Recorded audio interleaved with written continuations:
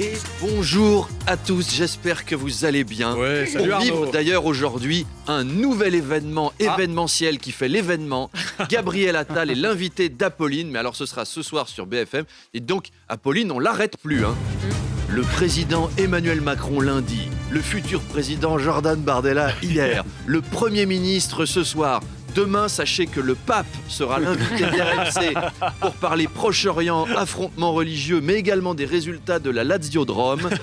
Et lundi, Apolline sera en direct de l'EHPAD Orpea de Washington pour une interview de Joe Biden exclusive juste avant la sieste. Alors aujourd'hui, Gabriel Attal est à Matignon depuis 100 jours. Déjà, le temps passe tellement vite quand on passe des bons moments. Et il a déjà des cheveux blancs, Il commence son Édouard Philippisation, qui lui aussi avait commencé à se décolorer à Matignon. Vous vous souvenez ça ? Je regardais CNews hier, ils en parlaient, et chez Pascal Praud, il disait « Vous vous souvenez de la période où Édouard Philippe avait juste 2 petites taches dans la barbe, là ? Il avait un tout petit peu de blinde, un tous noir. » Oui, effectivement, on aurait dit l'équipe de France. C'est CNews, c'est pas moi.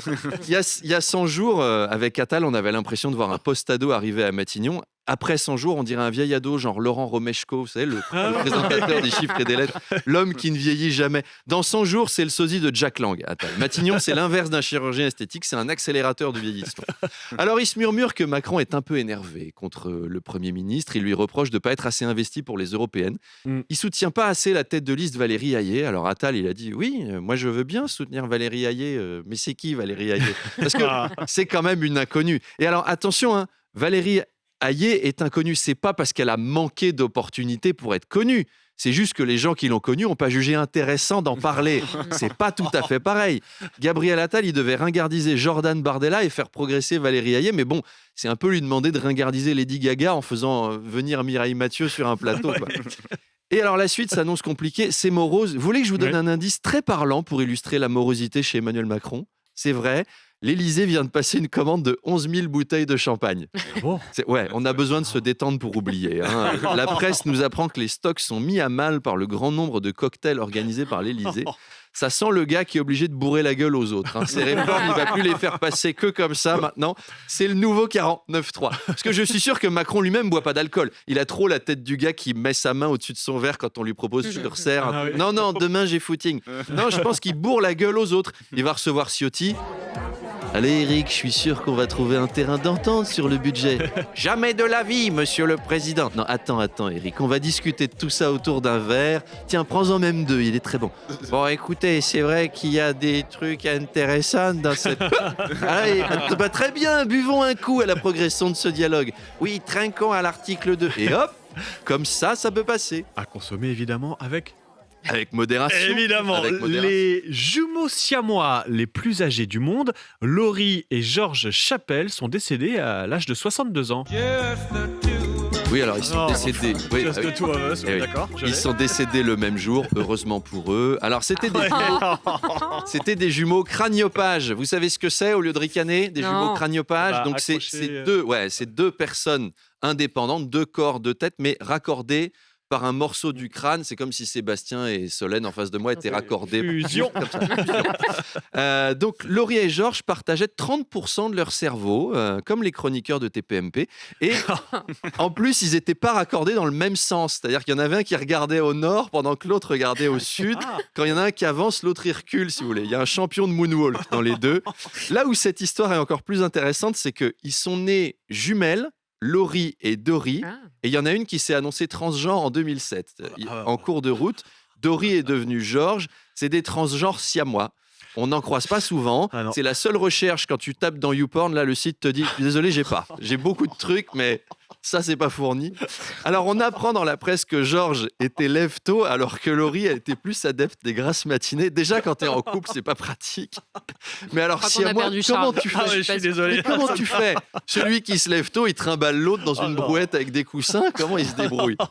Ça doit être un enfer en plus si les deux ont des opinions très différentes. Vous imaginez Charles ? Si votre frère siamois était supporter de l'OM et s'il était sur une radio concurrente toute la journée, il supporte l'OM et il est animateur sur sur Sud Radio. Ah Vous non. imaginez si votre siamois c'était Jean-Jacques Bourdin? Ça ferait une drôle de vie quand même. Alors en 2011, Laurie racontait au Sun la gestion de sa vie amoureuse. Ah Elle oui. disait: quand j'allais à des rencarts, Georges apportait des livres à lire. J'adorerais rencontrer le mec qui a une vie amoureuse avec une siamoise qui ramène son frère transgenre qui bouquine à côté. C'est un super scénario de film français. On voit déjà Vincent Lindon draguer Léa Seydoux qui est accrochée par le crâne à Danny Boone. Et elle embrasse Vincent Lindon et Danny Boone, il essuie la salive sur son cou comme ça en lisant à Astérix. Et ça va partir en prod. Hein. Obligé. sûr. Prochain Oscar, prochain César. Ouais. Allez, à demain le si vous le CNC voulez bien. est sur le coup. Merci Arnaud. Arnaud, Neila Latrousse reçoit tout à l'heure à 8h30 dans le Face à Face le président de la région Hauts-de-France, Xavier Bertrand.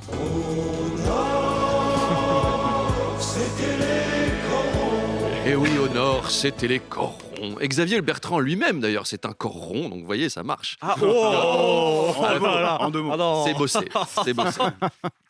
Ça va, c'est un peu les vacances en Oui, ce oui, moment. oui. Du jeu de Xavier mots. Bertrand, depuis quelques jours, réclamait l'interdiction d'une conférence à l'université de Lille, une conférence sur la Palestine avec Jean-Luc Mélenchon et Rima Hassan, deux stars des Insoumis, une conférence que ses opposants qualifiaient d'antisémite à cause du logo des organisateurs. Le logo, c'est une carte qui englobe Israël, Gaza et la Cisjordanie dans un même territoire, ce qui est vu comme une négation de l'existence d'Israël. Ça, c'est pour le contexte. La conférence a été annulée, c'est une victoire pour Xavier Bertrand. Je répète, rendez-vous compte, une victoire pour Xavier Bertrand. Il a dû être perturbé, le pauvre, il n'a pas l'habitude. Hein. Alors, la conférence a été déplacée, donc c'est une demi-victoire, mais bon, c'est déjà énorme quand on est Xavier Bertrand.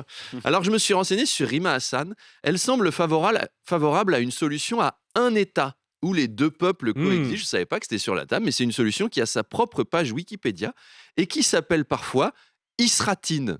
C'est la fusion Israël-Palestine. Oh là là. Je vous jure que c'est vrai.